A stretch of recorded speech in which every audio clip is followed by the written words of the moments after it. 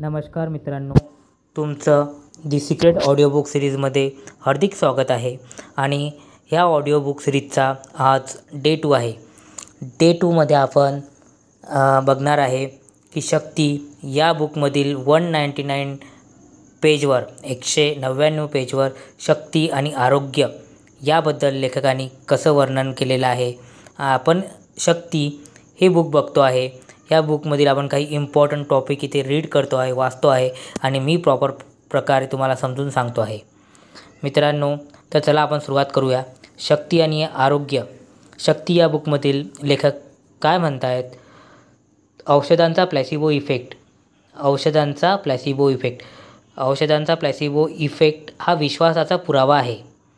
Placebo effect म्हणजे काय आहे आणि कसा आहे ते आपण आता इथे रीड करतो आहे. रुग्णांच्या एका गटाला खऱ्या गोळ्या व दुसऱ्या गटाला खोट्या प्लॅसिबो गोळ्या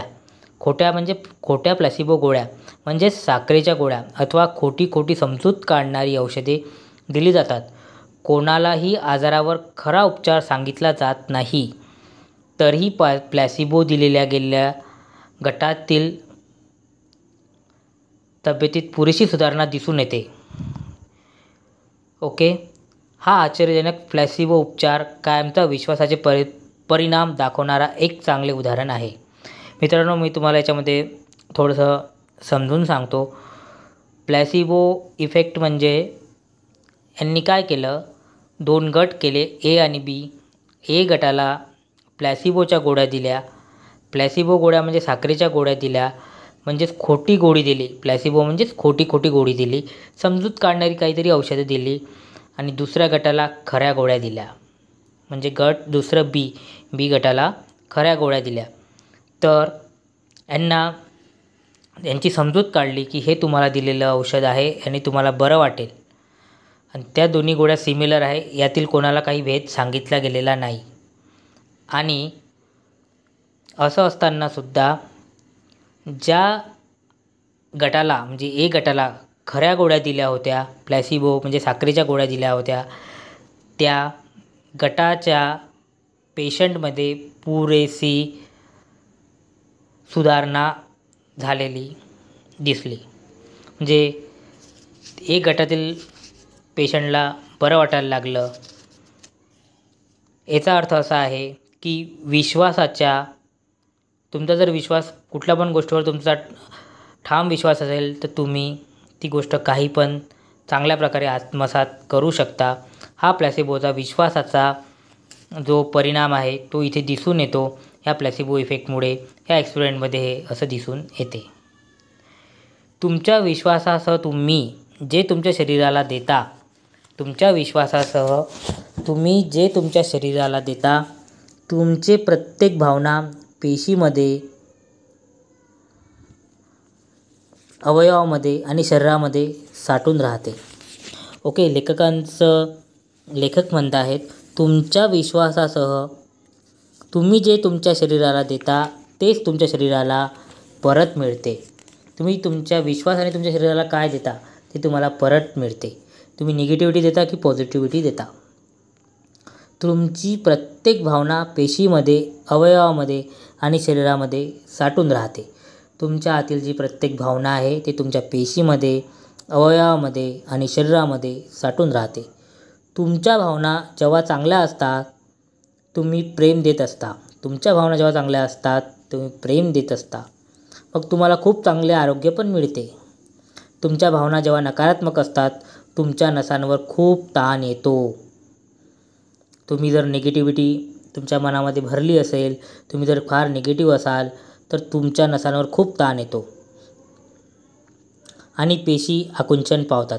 तुम्हाला जर खूप डिप्रेशन असेल, तुम्ही खूप टेन्शन घेत असाल, खूप निगेटिव्ह असाल तर त्यामुळे तुमच्या नसांवर खूप ताण येतो आणि पेशी आकुंचन पावतात, म्हणजेच पेशी मरतात. तुमच्या शरीरातील रासायनिक प्रक्रिया बदलते. तुमच्या शरीरामध्ये जी रासायनिक प्रक्रिया आहे ती बदलते, म्हणजेच केमिकल इनबॅलन्स होते. रक्तवाहिन्या आकुंचन पावतात, त्याचा स्रोत कमी होतो. तुमचा श्वास छोटा होतो. बघा, तुमच्या जर भावना पॉझिटिव्ह असल्या तर ह्या सर्व गोष्टी होतील नाही, पण तुमच्या भावना जर निगेटिव्ह असल्या खूप टेन्शन तुम्हाला असलं, विशेषतः तुम्ही जर शरीराला निगेटिव्ह बोलत असाल तर तुमच्यामध्ये ह्या सर्व प्रक्रिया हे बदल घडतात. कुठले बदल? रासायनिक बदल, रक्तवाहिन्या आकुंचन पावणे, तुमचा श्वास छोटा होणे, त्यामुळे तुमच्या साऱ्या आरोग्यावर परिणाम होतो. हे सर्व झाल्यामुळे तुमच्या आरोग्यावर परिणाम होतो. तुमचे शरीर मोकळे नसले की मगच तुम्ही आजारी पडता व याचे कारण असते तुमच्या नकारात्मक भावना. तुमच्या भावनांचा तुमच्या शरीरातील प्रत्येक पेशींवर परिणाम होतो. तुमच्या भावनांचा तुमच्या शरीरातील प्रत्येक पेशींवर परिणाम होतो. तुमच्या ज्या काही भावना आहे त्या सर्व भावनांचा शरीरावर परिणाम होतो. मन आणि शरीर मानसिक आणि शारीरिक एकमेकांमध्ये गुंफलेले आहेत. तुमच्या आतील विश्व.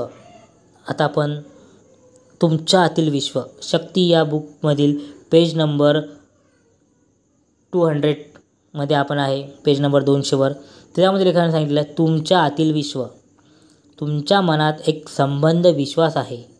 तुमच्या देहाप्रती असलेल्या तुमच्या शक्तीची यथार्थ जाणीव होण्यासाठी तुम्हाला या विश्वाची माहिती होणं गरजेचं असतं, कारण ते सारं तुमच्या हुकुमाखाली असतं.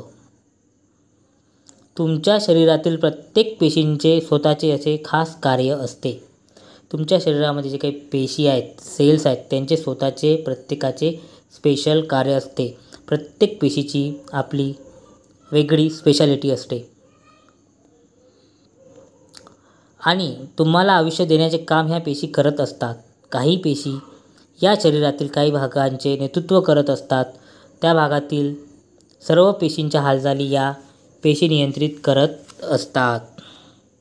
काही पेशी काय करत असतात? शरीरातील काही भागांचे नेतृत्व करत असतात. त्या भागातील सर्व पेशींच्या हालचाली या पेशी नियंत्रित करत असतात. तुमचे इम्पॉर्टंट ऑर्गन्स, हृदय, मेंदू, यकृत, किडनी, फुफ्फुस हे ते शरीराचे महत्त्वाचे भाग आहे. हे सारे भाग उत्तम प्रकारे काम करत राहावे यासाठी पेशी कार्यरत असतात. तुमच्या शरीरामध्ये असणारे जे इम्पॉर्टंट ऑर्गन्स आहे, हृदय, मेंदू, यकृत, किडनी, फुफ्फुस, ओके, हार्ट, ब्रेन, लिव्हर,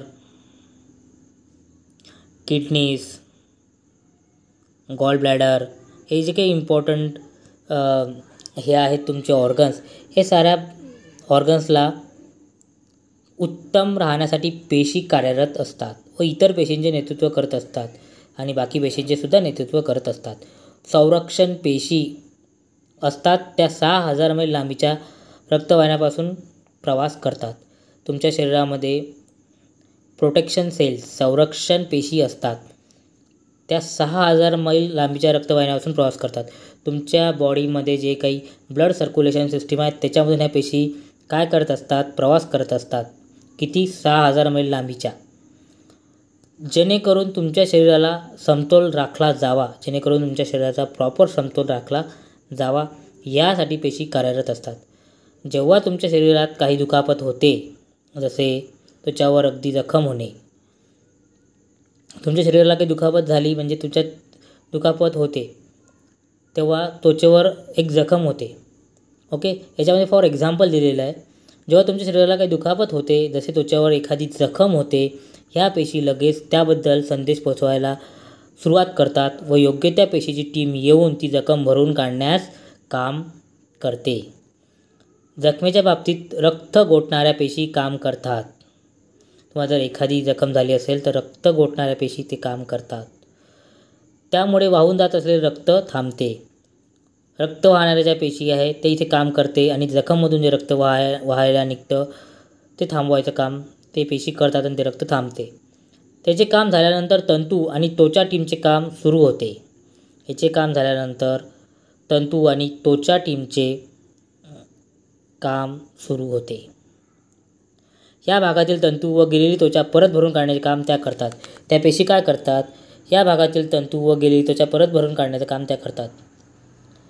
तुम्हाला जर जीवाणूचा किंवा विषाणूचा संसर्ग झाला तर पेशीकडून या घुसखोरांची तातडीने दखल घेतली जाते. तुम्हाला जर एखादा व्हायरस, बॅक्टेरिया चा संसर्ग झाला तर ह्याच त्या पेशी काय करतात, तुमच्या अंदर जे घुसखोर आलेले आहेत म्हणजे बॅक्टेरिया व्हायरस याची दखल घेतात. पूर्वी असा संसर्ग झाला असल्यास तेव्हाचे जीवाणू विषाणू व आताचे जीवाणू विषाणूमध्ये काही साम्य आहे का ते तपासले जाते.